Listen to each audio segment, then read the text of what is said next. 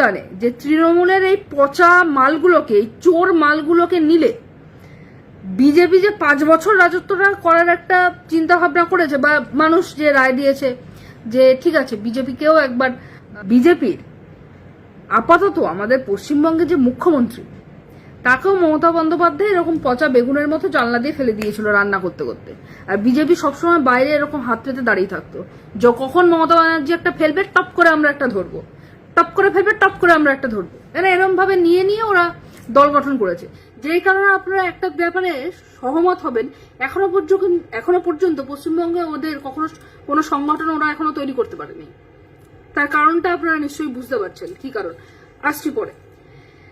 তো ওরাও জানে যে মানে অসম্ভব, মানে এই চোর, এই যেই সায়নী ঘোষ, আমার তো অবাক লাগে, যেই সায়নী ঘোষ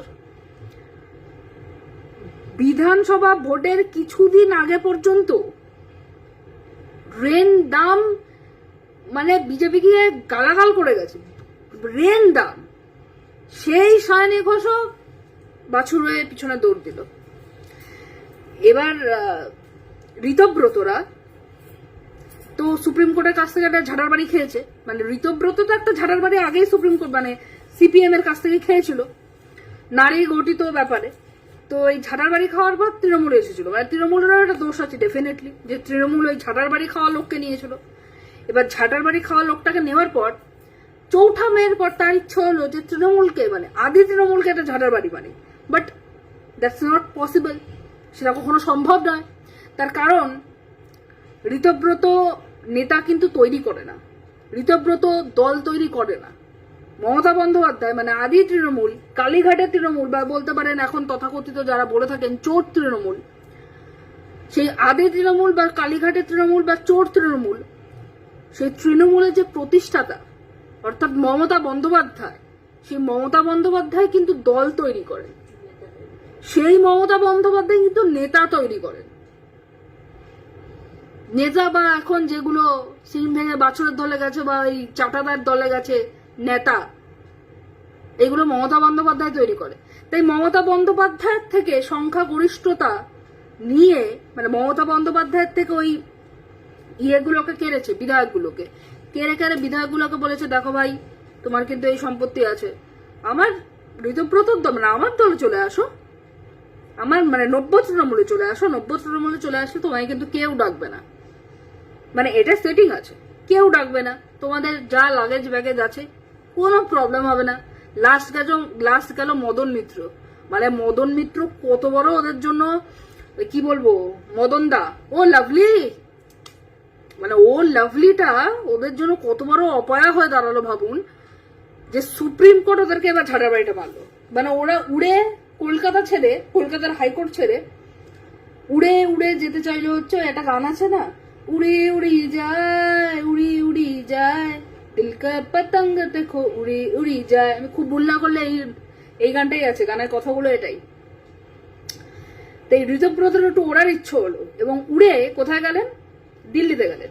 দিল্লির সুপ্রিম কোর্ট একটা বড় যে ওই রাস্তার ঝাড় দেয় দেখেছেন, ঝাঁটা, সেই ঝাঁটা দিয়ে মুখের মধ্যে একটা ঝাঁটার বাড়ি দিয়ে দিয়েছে 90 তৃণমূলের। এবার 90 তৃণমূলের ঝাঁটার বাড়িটা খাওয়ার পর, আরে ঋতব্রত সবসময় বুঝতে পারে না কথা বলার মাঝখানে এরকম করে কেন, এটা কেন করে আমি বুঝতে পারলাম না। মানে এটা কি ঋতব্রতর ইউএসপি হতে, মানে এটা অভ্যেস হয়ে গেছে। এই কারণেই সিপিএম ঝাঁটার বাড়ি মেরেছিল, মানে কথা বলার মাঝখানে, প্রেস বাইটের মাঝখানে 7 বার এরম করবে, 7 বার এরম করে করার পর একটা প্রেস বাইট দেবে। মানে চারটে কত, মানে কতটা অভ্যাস বাজে হয়ে গেছে ভাবুন, তো কথা বলার মাঝখানে 7 বার এরম করবে। মানে অদ্ভুত, মানে আমি করলাম এরকম থুতু মুতু চারদিকে লেগে গেল, ছি ঘেন্না করে দেখলে। যাই হোক, মানুষকে বলা এরকম ভাবে উচিত না আমি জানি, কিন্তু তাও কেন একটা লাগে ওকে দেখলে আমার গা গিন করে। যাক, ঝাঁটার বাড়িটা তো খেলেন, এবার ঝাঁটার বাড়ি খাওয়ার পর এবার বাকি বিধায়কগুলো তো মুখ শুকিয়ে কিশমিশ হয়ে গেছে, কারণ ওরা তো আমি তো ভুলে যাচ্ছি এই বিধায়কদের তো লিপস্টিক মন্ত্রীও আছেন। এই বাবা, আমি কি করে ভুলে গেলাম। মানে যত রকমের সুগার, ল্যাকমি, আরো দামি দামি যে সমস্ত প্রোডাক্ট আছে, মানে আমি তো লিপস্টিক ইউজই করি না, আমার একটা লিপস্টিক দিয়ে হয়তো 5 বছর চলে যায়, ডেট এক্সপায়ার হয়ে যায়, বাট আমার 5 বছর চলে যায়, that different issue. But the issue is lipstick. Lipstick কাকিমা, মানে লিপস্টিক কাকিমাই তো, হ্যাঁ লিপস্টিক কাকিমা, লিপস্টিক কাকিমা মুখে লিপস্টিক মেখে,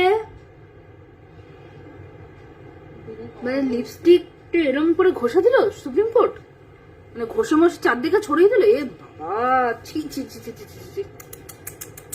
এবার বুঝতে পারছেন মনে যে কষ্টটা লেগেছিল, আপনি দলের প্রতি যে এত আনুগত্য ছিলেন, তারপরে মমতা বন্দ্যোপাধ্যায় আপনাকে এরকম ভাবে বললো, এটা হলো, এটা এরকম বলা যায়?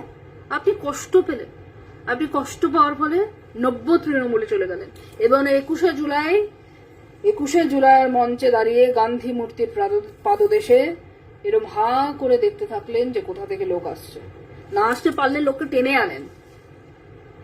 মানে আপনি, ফিরাদ, ববি, আমাদের দিদি যাকে বলতো ববি এটা একটু দেখে নিও, ববি ওটা একটু দেখে নিও, সেই ববি আবার দিদিকে দেখে নিয়েছে, কেস হয়ে গেছে পুরো। মানে ববিরও মুখ শুকিয়ে কিশমিশ। যদি 21শে জুলাই লোক হচ্ছে না, এবার আমার মন তো চাইছে যেতে বিড়লা প্ল্যানেটোরিয়ামের কাছে, কিন্তু দেহ তো এখানে রাখতে হবে। তার কারণ ভাই, দেহ এখানে না রাখলেই আমার বাড়িতে ফোন যাবে, ভাই কালকে ইডি ডাকছে, আসবেন। কে? গুড় বাতাসা, অনুব্রত। আরে গুড় বাতাসা খেয়ে কি সবসময় পেট ঠান্ডা রাখা যায়? যায় না, মাথাটা ঠান্ডা রাখতে হয়। চুরি করার আগে মাথা ঠান্ডা রাখতে হয়। মাথা ঠান্ডা রেখে চুরিটা ধরা পড়ার যে সমস্ত ফাঁকগুলো আছে না, সেই সমস্ত ফাঁকগুলোকে সিমেন্ট বালি দিয়ে ভালো করে জাম্প করতে হয়, তারপর চুরিটা করতে হয়। চুরি করে নিলাম, তারপরে মানে হার হাবাতের মতো চুরি করেছে। মানে ভাই মন্ত্রিত্ব পেয়েছে, মানে হার হাবাতের মতো চুরি করবি? রোয়েশ হয়ে চুরি কর, রোয়েশ হয়ে চুরি করলে তো অ্যাটলিস্ট এরম দশা হতো না। মুখ শুকিয়ে এরম ভাবে বসে আছে। ওজন কমে গেছে অনুব্রতর, মানে অনুব্রত দার, সরি জেঠু, অনুব্রত জেঠুর ওজন কমে গেছে এই ঋতব্রতর দলে গিয়ে। মন তো চাইছে না, মন তো চাইছে কালীঘাট, কিন্তু দেহকে, ওনার স্থূল শরীরকে, আমি বলছি না উনি মোটা বলে স্থূল শরীর বলছি না, মানে সূক্ষ্ম শরীর চাইছে কালীঘাট যেতে, স্থূল শরীর তো চাইছে, মানে কিছু করার নেই, না চাইলে ওকে ইট বেঁধে ওখানে বসিয়ে রাখতে হবে, নাহলে তো ভাই আবার কেস হয়ে যাবে, তিহার জেলে চলে যেতে হবে না। সমস্যা অনেক সমস্যা।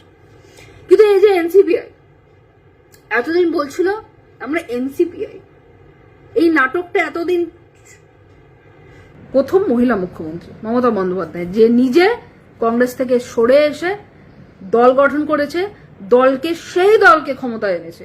এবং আপনাদের মতো যেগুলো ছেড়ে গেছেন চোর চাপাটিগুলো, খালি চুরি করতেন, ছাটমাল, মানে ওই দেখবেন বেগুন কিনলে কানা বেগুন দেখেছেন কোনোদিনও? মমতা ব্যানার্জি রান্না করতে করতে ওরকম না কানা বেগুন জানলা দিয়ে ফেলতো, মানে সবজিগুলো, পচা সবজি মালগুলো, আর বিজেপি এরকম টপ টপ করে ধরতো, এরকম ভাবে ধরতো, খারাপ ভাবে নেবেন না হাতটা, এরকম ভাবে ধরতো জিনিসটা, মানে ওই মালগুলোকে। সো একটা কথা বললো, কিছু মনে করবেন না তো, আমাদের যে বর্তমান মুখ্যমন্ত্রী না, তাকেও মমতা ব্যানার্জি ছাটমাল হিসেবে ঘোষিত করেছিল। ঘোষণা করার ফলে তিনি বিজেপিতে যান। আর কিছু বলবো না আমি, কিছু মনে করবেন না। হ্যাঁ, চশমাটা পরে নিন। হ্যাঁ, তো কার কথা বলছিলাম? হ্যাঁ, অগ্নিমিত্র পাল। বাসের ভাড়া 1 তারিখ থেকে সমস্ত মহিলা সরকারি বাসে ফ্রিতে যাবে। তারপরে সরকারি বাসগুলো ভাবলো কে নিয়ে যাবে ফ্রিতে?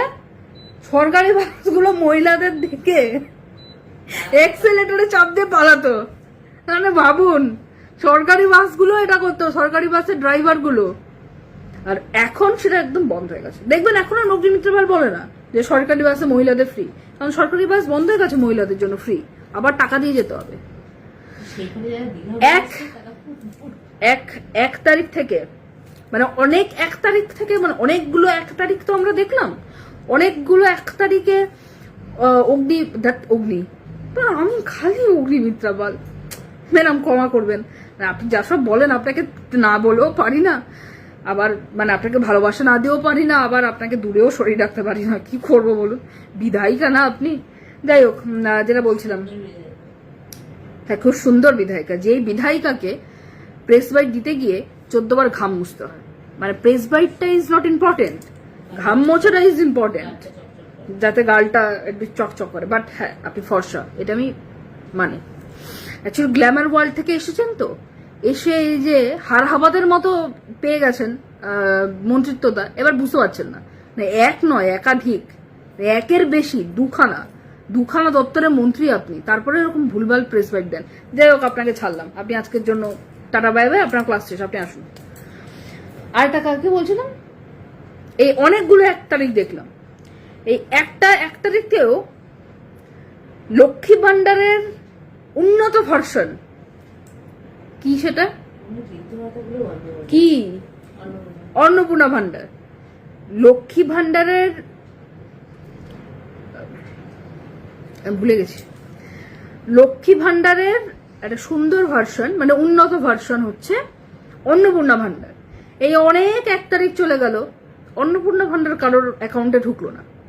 এই অন্নপূর্ণা ভান্ডার কারোর অ্যাকাউন্টে ঢুকলো না 1 তারিখে ঠিকই, কিন্তু তাসরিমা নাসরিন তিনি কিন্তু 1 তারিখে একদম এন্টার নিলেন।